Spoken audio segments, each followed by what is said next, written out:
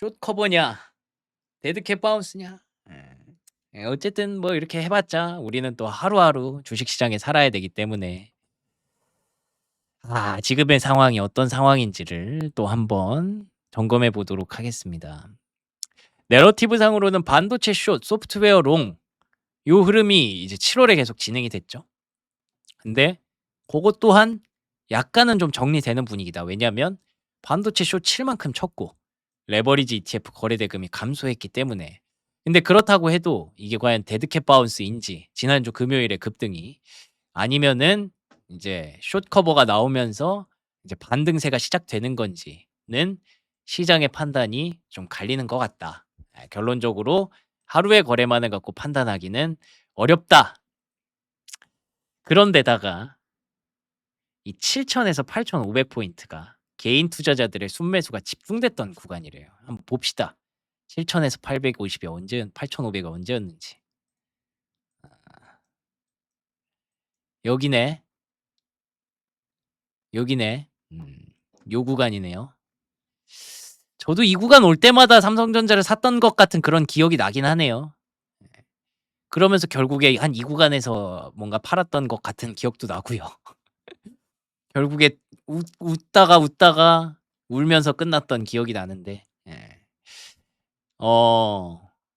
요때가 이제 원래는 이제 든든한 지지 구간이었지만 지금 여기까지 내려온 이상 여기까지 올라가면 그때부터는 이제 저항으로 바뀌는 거지 않습니까?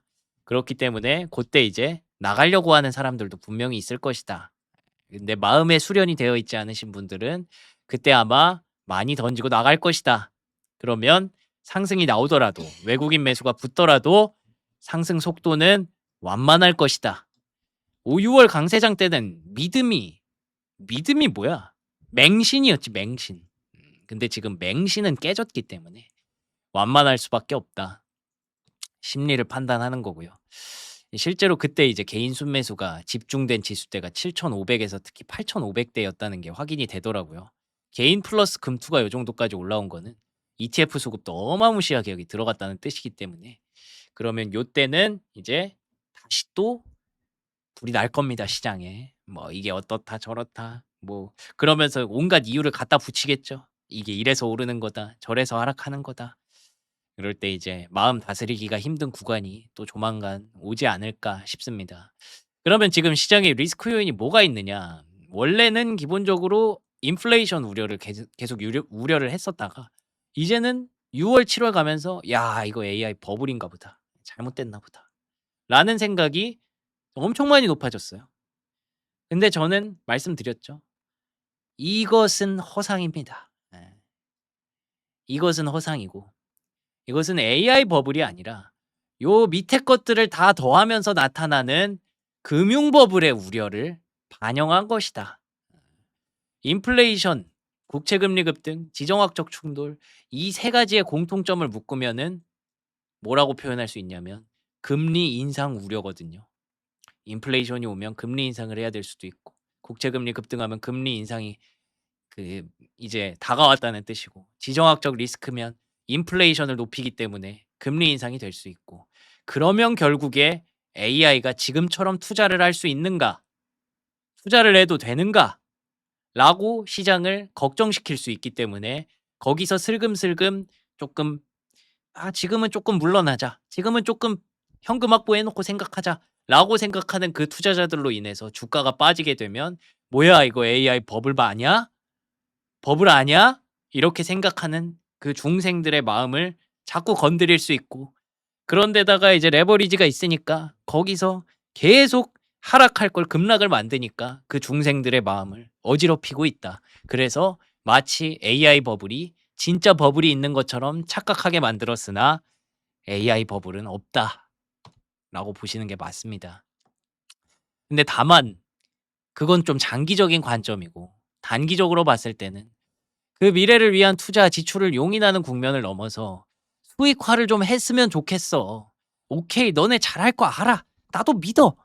너 잘해왔잖아. 나도 아는데 조금만 더 보여달라고.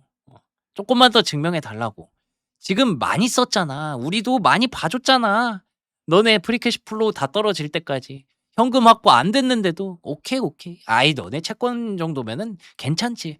하면서 "우리가 3 년을 봐 줬잖니. 3 년이 뭐야 5 년을 봐 줬잖니. 이젠 좀 벌어 줘." 요거를 원하는 거죠. 예. 근데 버는 기업이 있고 못 버는 기업이 있고 그러니까 이제 거기에서 자꾸 이제 제한이 걸리고 "그러면은 너네 안 되겠다. 쪼끔 혼 좀 나자." 음. 하정우 빙의해 가지고 "안 되겠다. 내가 많이 봐 줬는데 오늘 한 대 맞자." 하면서 이제 시장이 회초리를 휘두르는 거죠. 그래서 지금 수익화를 증명한 이 기업들은 어쨌든 좀 승자가 되는 반면에 호실적과 고기대 함정에 빠진 이 기업들은 지금 약간 쪼끔 애매한 구간에 들어가 버렸다. 얘네도 이제 요로 들어갔고 그래도 얘네도 이제 요로 들어가는 구간이 오겠죠. 그래서 일단 여기 기본적으로 승자가 나타났고 '얘네가 괜찮다.'라는 것들을 계속 보여주면 '아이 그럼 얘네도 끌고 오는 게 맞지. 그치. 아이 그리고 얘도 잘하는 애잖아. 얘도 믿어야지. 그치.' 요렇게 갈 것이다. 요렇게 봐야 될 것 같고요. 국내 증시 디레버리징 막바지에 진입했다고 평가한다. 그러니까 레버리지 때문에 시장이 계속 혼란을 겪었던 것도 어느 정도 막바지고 그 레오폴드 얘기도 있잖아요. 레오폴드가 운영하는 그거 마무리되면서 이 시타델 이놈들이 진짜 무서운 놈들입니다.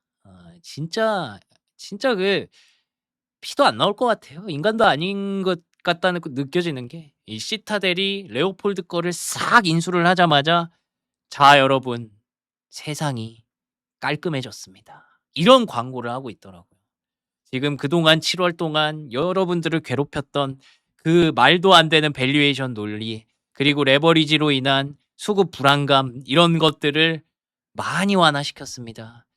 불안한 중생들의 개인 투자자들의 매도가 충분히 나왔고 그렇기 때문에 이제는 시장이 정상화가 될 거고 안정화를 찾을 수 있을 겁니다. 거기에 제가 기여를 했습니다.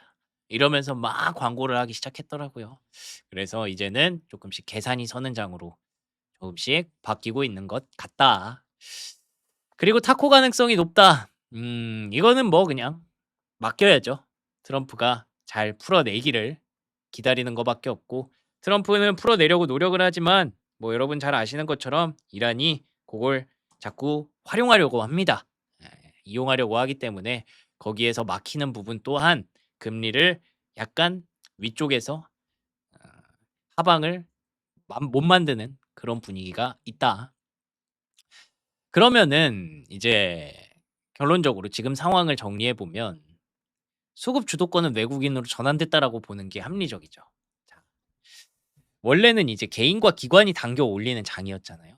근데 개인과 기관이 당겨 올릴 수 최대한 놀아라 이렇게 판을 깔아줬었다면 지금은 당기지 못하는 장으로 점점 바뀌고 있어요. 대표적인 게 그게 레버리지 규제이기도 하고 뭐 규제가 어느 정도 효용이 있는지는 모르겠지만 어쨌든 정부가 그거를 잘못됐다라고 판단을 하니까 규제를 하는 거고 그래서 스탠스 자체가 바뀐 것만으로도 '아 요거 어떻게든 앞으로 잡힐 때까지 잡으려고 뭔가를 더 할 수도 있겠구나.'라는 불확실성이 또 들어가기 때문에 이것도 급하게 올라가면 이것도 레버리지 문제라고 하는 사람들 계속 나와서 뭐라고 하면 '그러면 더 큰 규제를 만들 수도 있겠구나.'라는 생각을 우리가 하는 거기 때문에 그래서 이제 개인 투자자들이 삼성전자, 하이닉스로 가려던 수급 여기서 '내가 어떻게든 여기서 이 장에 내가 인생 역전을 해야겠어.'라고 생각을 상반기에 하고 들어왔다면 이제 하반기에는 '아 삼릭으로 인생 역전은 이제 못 하겠구나.'라는 걸로 기대치를 조금 꺾게 되고 그러면 레버리지로 들어가는 수급도 애매해지고 그러면 이제 ETF 수급도 분산이 되고 그러면 단순히 그쪽으로만 가다가 이제 뭐 코스피 레버 코덱스 레버리지 그리고 누군가는 코스닥 레버리지 뭐 이런 걸 하시는 분들도 있고 '저것 봐라. 내가 그럼 여기서 인생 역전하지 못한 거 코스닥에서 한번 해 볼까?'라고 생각하는 그런 수급도 있을 거고. 그래서 이게 '아유 그 실적도 안 나오는 거.' 하지만 여러분들 보셨죠?